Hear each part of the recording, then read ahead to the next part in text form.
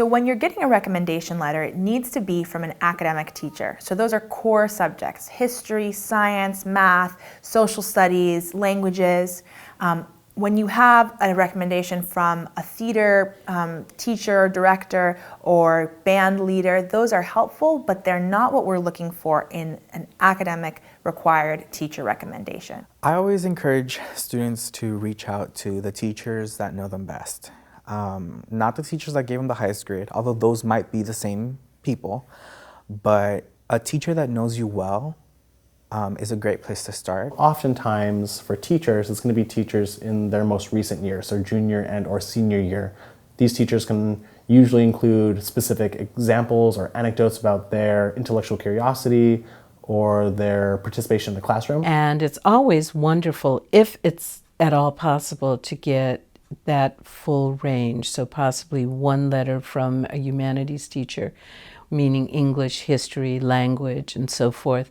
Another from math, science, if possible.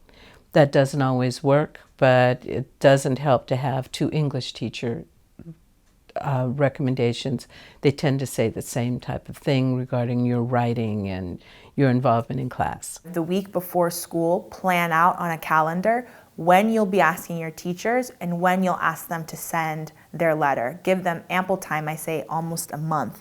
Talking to teachers about the things that you would like for them to highlight is definitely a key component, because as much as teachers are, working as hard as they can, they're often writing multiple recommendations. And so it's easy either to forget or even to, not highlight those things that, or overlook those things that might make, a very big difference in understanding an applicant. What I recommend for students is, when they go up to that teacher, instead of handing them a resume which sort of lets them know, here's my grades, here's maybe my GPA, my SAT scores, and all my activities at the school, that's going to be in other parts of the application. Teachers don't need to talk about that. What we really want from, what admissions people really want from teachers is, how is that student in that class? So what I recommend for students to do is, sit down with that teacher, maybe mention, give them 4 or 5 bullet points of, here's why I asked you, here's why I really wanted you to write my letter of recommendation. What are things that you want to make sure comes across